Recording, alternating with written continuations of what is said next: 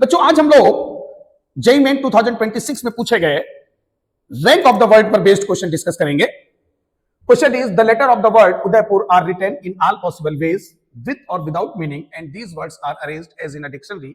The rank of the word Udaipur is.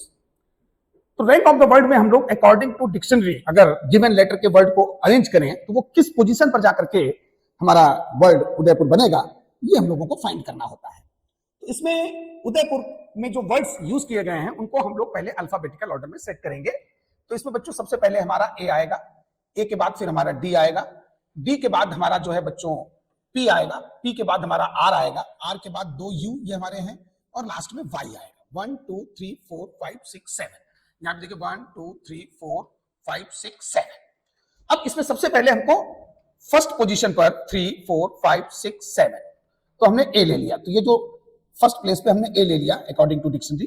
तो जो remaining 6 places हैं they can arranged in 6 factorial veg, जिसमें दो यू एक जैसे हैं, दो यू एक जैसे हैं तो जितने अलाइक यू हैं या अलाइक ऑब्जेक्ट्स हैं उतने फैक्टोरियल से हम डिवाइड मार देते हैं। तो ये आपका आ गया बच्चों 360। फिर हम फर्स्ट प्लेस पर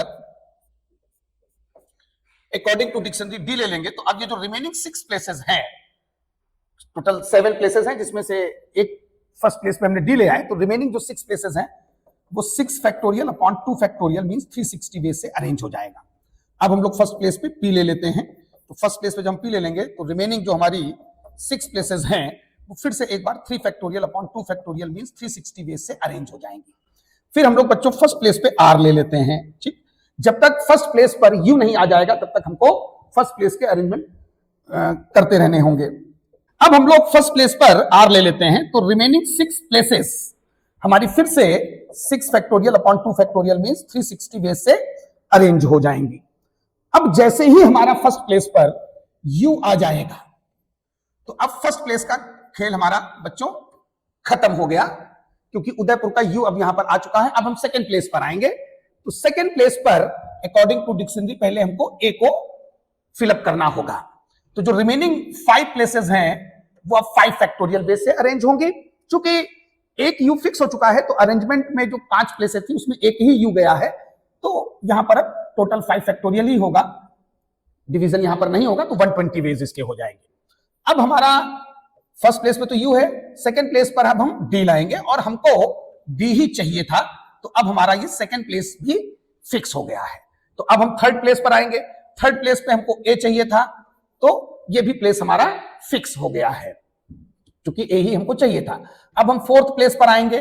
फोर्थ प्लेस पर अब सबसे पहले अकॉर्डिंग टू अल्फाबेट हमारा पी आएगा। तो जो रिमेनिंग 3 प्लेसेस बची वो 3 फैक्टोरियल वेज मीन 6 वेज से अरेंज हो जाएंगी।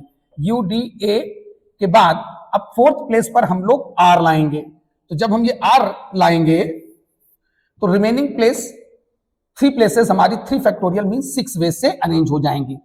अब हम लोग फोर्थ प्लेस पर यू लाएंगे। यू डी ए आर की जगह अब हम लोग यू लाएंगे। तो जैसे ही हम यू लाएंगे रिमेनिंग 3 प्लेसेस फिर 3 फैक्टोरियल 6 वेज से अरेंज होंगी। लेकिन अब हम लोग जैसे ही फोर्थ प्लेस पर वाई लाएंगे तो हमारा फोर्थ प्लेस का काम भी खत्म हो गया। अब फिफ्थ प्लेस पर अकॉर्डिंग टू डिक्शनरी हम लोग पी लाएंगे और हमको पी चाहिए था तो ये भी कंप्लीट हुआ। अब हमारे पास बचे बच्चों केवल 2, एक बचा हमारे पास आर और एक यू बचा। तो अकॉर्डिंग टू डिक्शनरी पहले हमारा आर पहले आता है, यू बाद में आता है, तो ये सिंगल वे हो गया। और लास्ट में U D A by P, you को इधर ले आओ, आर को इधर ले आओ। तो ये हमारा जो है लास्ट अरेंजमेंट बनेगा, 1 वे इसका भी हमारा काउंट होगा।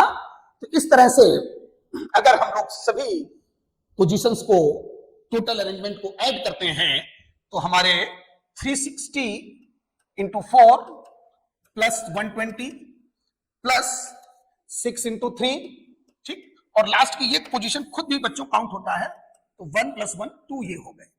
टोटल जब हम इन सभी को काउंट करेंगे तो 1440 हमारा ये बन रहा है, प्लस 120 प्लस 18 प्लस 2।